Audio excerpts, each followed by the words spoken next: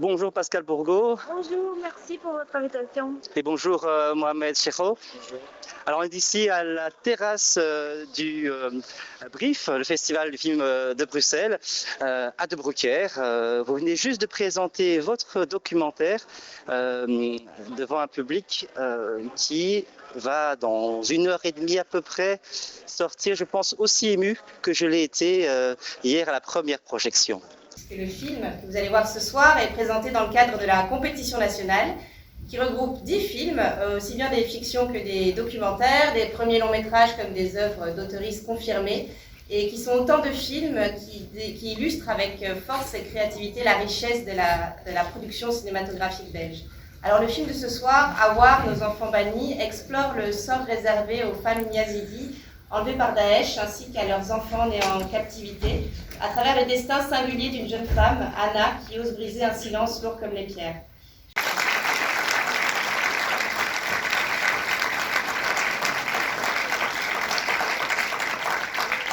D'abord, je voudrais remercier le Brief, Céline et Pascal, que je connais depuis très longtemps. Il y a 20 ans, ils ont créé un festival impossible, un festival de courts-métrages. À l'époque, j'étais à RTBF et je crois que j'ai parmi les premières à couvrir ce festival. Aujourd'hui, ils gèrent 2 festivals vraiment importants. Je pense que c'est des personnes qui ont défendu le cinéma belge, les auteurs belges, les réalisateurs et les réalisatrices belges. Et vraiment, je les remercie. Pour moi, c'est très important de présenter ce film chez eux. Je vais vous demander de les applaudir très très fort.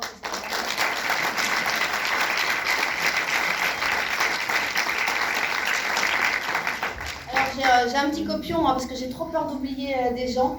Donc d'abord, je voudrais vous dire que je vais dédier cette première belge ici à Bruxelles, évidemment au personnage principal de ce film, Anna et toutes les mères yazidis qui espèrent retrouver leurs enfants qui sont victimes de la double peine, c'est-à-dire à la fois elles ont été kidnappées, violées, et puis après elles ont eu des enfants et on leur a enlevés, on les empêche de les élever, de vivre avec elles. Évidemment, j'ai une pensée pour elles et pour tous ces faux orphelins qui grandissent dans des orphelinats alors que leur maman les cherche.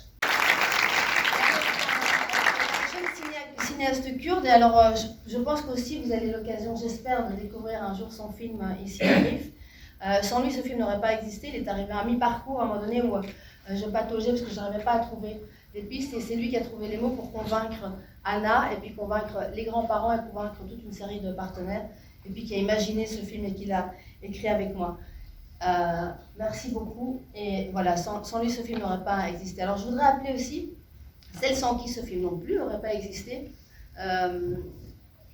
D'abord, vous expliquer qu'à Paris, j'ai toqué, je crois, toutes les portes de boîtes de production, et je les connais toutes à peu près, en expliquant le projet.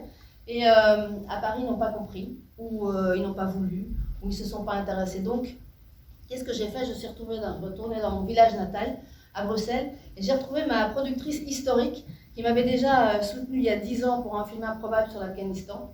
Et quand je lui ai soumis le projet, elle m'a dit évidemment, Pascal, je veux le plaisir d'accueillir Isabelle Truc. Bravo.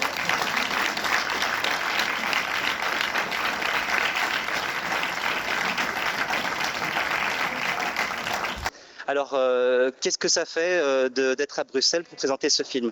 Alors c'est un grand bonheur. Moi, je suis très très émue de présenter un documentaire dans ma ville natale.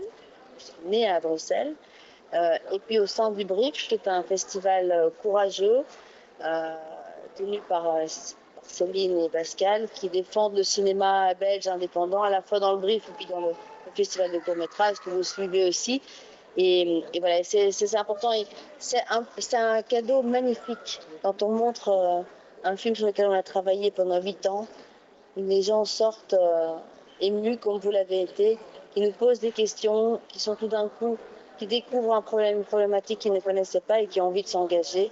C'est le plus beau cadeau. C'est pour ça qu'on fait des films et c'est pour ça qu'on a fait ce film. Alors, le film commence la recherche en fait commence en 2014 où je vais sur place parce qu'il y a Daesh qui envahit l'Irak, tue et kidnappe des Yazidis, transforme ces jeunes femmes en esclaves sexuels et les viole quotidiennement. À ce moment-là, en 2014, je fais un envoyé spécial pour France 2, puis je reviens et je dis toujours, il ne faut pas avoir fait 10 ans de médecine pour savoir que les jeunes femmes violées vont avoir des enfants. Le problème, c'est que à l'époque, personne ne parle de ces enfants. ces enfants sont introuvables. Ils ne sont ni dans les maternités, ni dans les orphelinats, ni dans les camps de réfugiés, bien sûr, ni dans aucune institution qui reconnaissent même leur existence. C'est-à-dire que la communauté yazidi refuse d'en parler. Les mamans n'ont pas la liberté de s'exprimer, de protester. Et voilà, donc c'est une enquête qui commence en 2014 et puis à mi-parcours, j'ai la chance d'avoir l'aide de Mohamed Chekho qui est à mes côtés, qui est un jeune cinéaste kurde et qui parle kurde.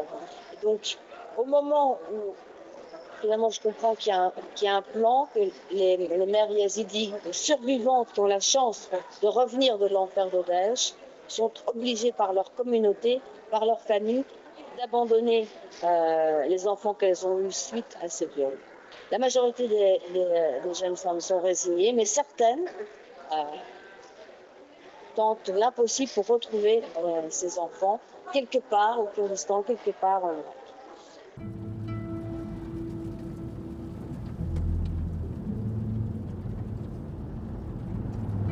فترة رامي شوي يعني صاروا لزكي مدتات لأنه أو صاروا يعني تشمني منه.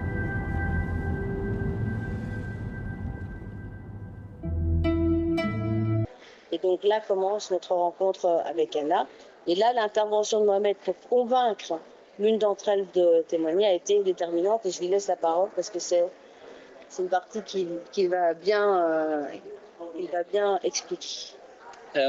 Après une année de repérage, de tournage, d'essais, d'aller toquer toutes les portes pour retrouver ces bébés ou les mères, à un moment donné, on était désespérés parce qu'on avait juste besoin de trouver une victime et même pas pour la filmer, juste de dire ouais, nous on est sûr que ça existe, on sait que l'ampleur elle est dingue et donc on a eu cette chance d'aller rencontrer 5 jeunes mères victimes qui nous ont parlé, qui se sont confiées à nous et à ce moment entre les 5 on a rencontré Anna.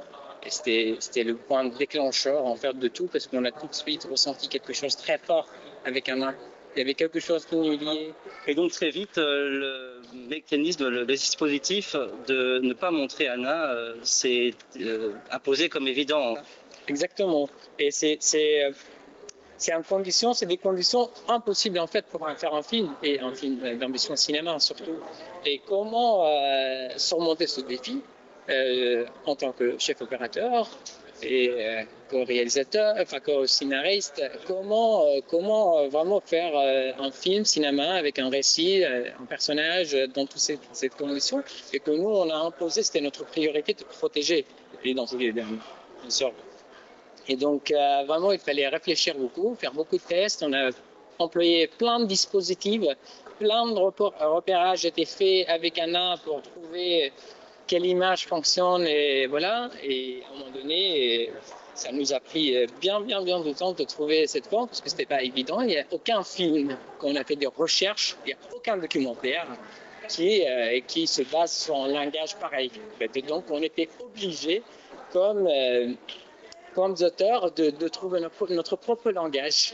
Et c'est ça qui amène à un film d'un choix je vais dire unique et qui est aussi qui nous a fait beaucoup peur en fait de donner ça au public, de voir un film qui ressemble pas à un autre film en fait, de la manière comment le montrer et mis en scène. Moi je voulais juste préciser un truc, en fait, ne pas voir et ne pas dévoiler l'identité de Anna, c'était une condition sine qua non préalable pour faire ce film. Il faut bien comprendre que Anna, elle fait ce film sans que sa famille soit au courant, sans que sa communauté soit au courant, sans que ses amis soient au courant et sans que, a posteriori, c'est-à-dire quand elle a été filmée, quand elle est dans le film, on puisse l'identifier parce que le risque, c'est un risque vital. Elle brise un tabou que toute la communauté s'est évertuée à maintenir encore vivace aujourd'hui.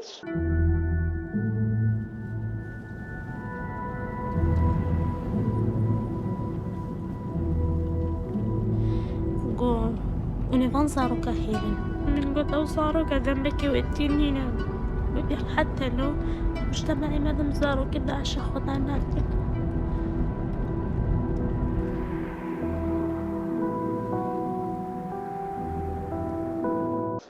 Anna, il faut bien se rendre compte, c'est une jeune femme qui n'a pas terminé l'école, qui va jamais au cinéma, qui ne sait pas ce que c'est un documentaire, qui nous voit débarquer et on a établi heureusement un lien très fort, intime, de confiance, de partage, qui a fait que finalement elle a compris l'importance de ce film pour deux raisons. Donc, elle veut porter la voix de ces mères survivantes qui cherchent leurs enfants, et ensuite, le film était l'occasion pour elle de revoir sa fille, qu'elle n'a plus vue depuis 4 ans. C'est ça qui l'a convaincu, pouvoir avoir l'opportunité de retrouver sa fille à travers le documentaire. Je pense que c'est une partie des raisons pour lesquelles elle fait le film. Après, nous, quand on a commencé le film, on ne savait pas qu'elle avait... Elle nous avait dit qu'elle avait retrouvé sa fille, mais on ne savait pas la solution qu'elle avait trouvée. On ne savait pas quelle était cette famille. On ne savait pas à quel moment elle allait les chercher, parce qu'elle a gardé encore les choses très secrètes, même pendant le tournage. On était avec elle et la famille, dont on ne va pas dévoiler l'identité, sauf si c'est important pour votre interview, était en train d'aller chercher Maria à l'orphelinat, et elle a gardé ça très secret, et même l'identité de la famille, parce que c'était compliqué pour elle de nous l'avouer. Donc nous, on a fait le film sans savoir que le dénouement et sans savoir que finalement ce serait aussi touchant. Mais je pense que ça fait partie des raisons pour lesquelles elle a accepté de faire ce film. رقمي لقات عندك بلا والله يصل بازار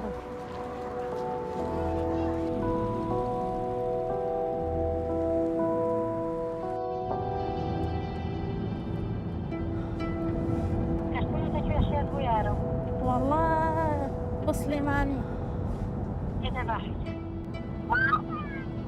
هاجان إن شاء الله يكسعد دلعي دوما باشا الرقمة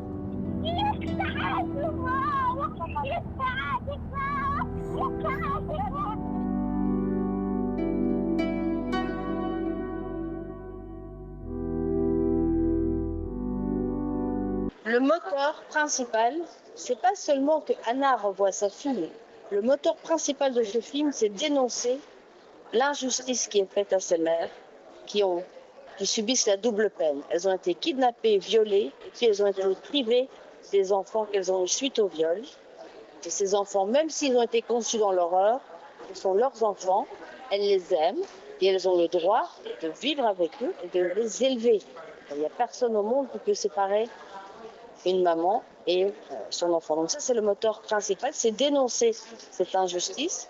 Dans un deuxième temps, espérer que le film émeuve suffisamment de personnes, des personnalités politiques, gouvernementales, ici en Belgique, à l'Europe, et qu'on soit créatif en termes de solutions. Parce que les solutions ne sont pas si compliquées que ça.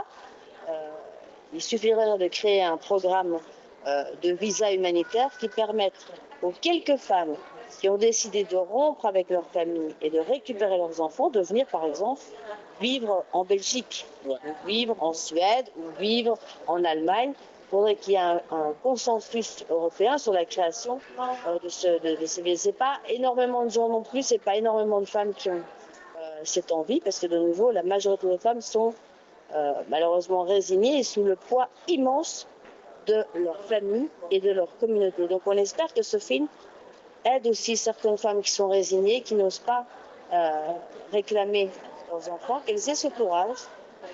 Voilà. Et alors évidemment, on espère que Maria et Anna soient réunies. On espère que Anna, qui ne veut pas choisir, le problème d'Anna, c'est qu'elle ne veut pas choisir entre sa communauté et sa maternité. Elle veut faire les deux. Elle veut rester dans sa communauté, dans sa famille, et en même temps s'occuper de sa fille comme elle peut, c'est-à-dire à distance, en l'ayant mis en sécurité. Elle l'a sortie de l'orphelinat, elle a confié à ses grands-parents paternels parce que c'était la seule solution qui se présentait à elle. Et donc...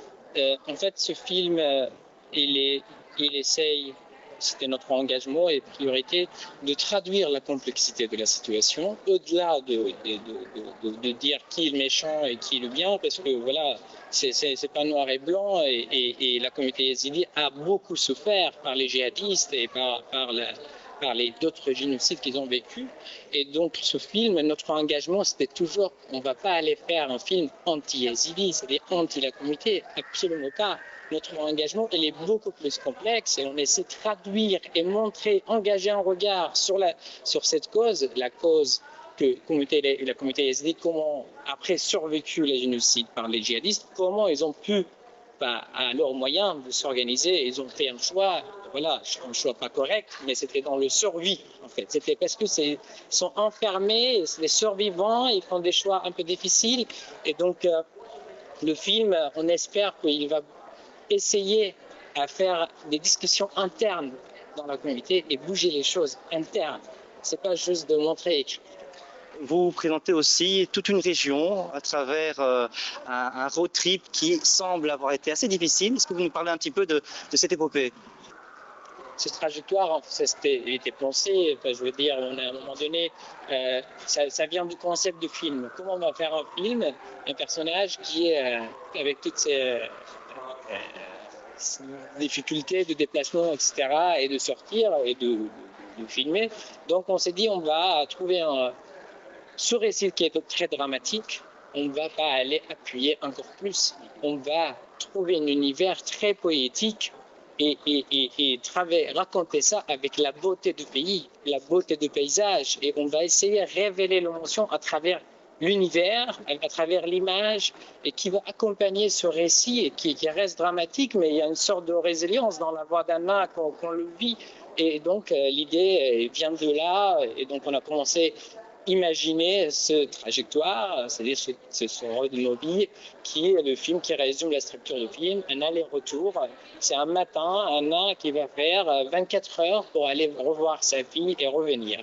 Et ça résume, pendant ce trajet, on va traverser plein de paysages différents pour faire reflet sur la problématique et aussi montrer d'autres façades en fait dans la société ou des choix de vie que Anna malheureusement elle n'a pas pu avoir. Et donc voilà, de là, nous crée ce contraste de forme et fond qu'on a essayé, tout ça, parce qu'on était, bien sûr, comme je l'ai dit au début, on devrait trouver notre propre langage, avec toutes ces conditions pas évidentes. Alors ce que Mohamed ne dit pas, c'est qu'il a passé 24 heures dans le coffre d'une voiture avec l'ingénieur du son pour l'aller, 24 heures dans le coffre de la voiture pour le retour, parce que, évidemment, ce trajet, l'autorisation qu'on a obtenue pour Anna de partir de sa famille, en inventant évidemment un prétexte qui n'était pas un film, parce que, comme je vous l'ai dit, ce film s'est fait totalement en secret, on avait, en tout et pour tout, 3 jours, 2 jours et demi, voyage compris, on a traversé, on a fait 10 heures de route, 15 checkpoints. À chaque checkpoint, il faut démonter la caméra, il faut montrer les papiers, il faut expliquer, voilà, c'est extrêmement compliqué, plus tous les autres tournages pour évidemment arriver à construire un film, sachant que Anna, quand elle tourne avec nous, elle doit rentrer avant le coucher du soleil, c'est-à-dire à 5 heures chez elle, qu'elle ne peut jamais dire ce qu'elle fait réellement, donc elle doit inventer des choses, elle doit éventuellement dormir chez des cousines, des sœurs, etc., pour qu'elles soient un peu moins sous le contrôle. On ne peut pas tourner tous les jours parce que sinon c'est compliqué. Enfin, voilà, on ne peut pas tourner dans les espaces publics où éventuellement il y a des Yazidis qui sont susceptibles de la reconnaître parce qu'elle ne peut pas faire ce film. Voilà, il y a un protocole de sécurité qui a été suivi et qui est toujours suivi pour cacher au maximum son identité, à commencer par son prénom, bien sûr, et puis plein d'autres choses que je ne peux pas vous raconter parce que, évidemment, ça fait partie des dispositifs de sécurité. On a été extrêmement attentifs et c'est sans doute la chose la plus compliquée sur ce tournage. Quand on rencontre tant de personnes, quand on vit ces moments dangereux et émouvants, on se fait forcément beaucoup de liens. Est-ce que vous avez des rendez-vous dans le futur pour retrouver Anna, revoir Maria ou d'autres gens qu'on rencontre dans le documentaire? Alors, ce qui est compliqué, c'est que c'est quand même loin. Hein, c'est l'Irak, donc on ne va pas en Irak voilà, aussi simplement. Donc, on est en contact avec elle, bien sûr, tout le temps, ainsi que la petite. Elle n'a plus revu sa fille depuis le tournage de ce film. Donc, ça fait 1 an et demi qu'Anna n'a plus revu sa fille Maria. Maria va bien. On espère qu'elle va pouvoir aller à l'école, puisque jusqu'à présent, elle était en maternelle, donc ça ne posait pas trop de problèmes. Elle était dans une école privée, ouais. C'est pas crèche, c'est maternelle. C'est une école privée, mais la petite fille, pour aller à l'école primaire officielle irakienne, elle doit avoir des papiers. Or, elle n'a pas de papiers parce que officiellement, elle n'a pas de papa. Et une maman. Et ni de maman, mais une maman qui l'a reçue, parce qu'elle a été reconnue par sa mère, mais en Irak, une femme seule n'a pas d'enfant. Ah oui. Donc, si un enfant est inscrit au nom de sa mère, il n'y a pas de papier officiel qui peuvent être mis au nom de la mère, qui est en plus d'une communauté yazidi qui n'est pas là-dessus protégée. C'est-à-dire, on pourrait se dire, la meilleure manière de régler le problème juridique pour que les mères puissent vivre avec leurs enfants, ce serait de régler ce problème juridique. Et bien, là aussi, il y a un obstacle supplémentaire. Donc, il y a l'obstacle des mères émotionnelles, familiales, religieux, géographiques, et en plus, il y a ce problème juridique. Même quand elles arrivent à retrouver leurs enfants, les enfants n'ont pas d'existence juridique, à moins évidemment de réépouser leur violeur, qui est totalement hors de question. En tout cas, merci beaucoup pour ce documentaire que vous apportez pour faire tomber la loi du silence et faire un peu partager en fait votre engagement depuis des années en fait dans cette région-là. Merci Pascal, merci Mohamed. Merci à vous. Merci à vous.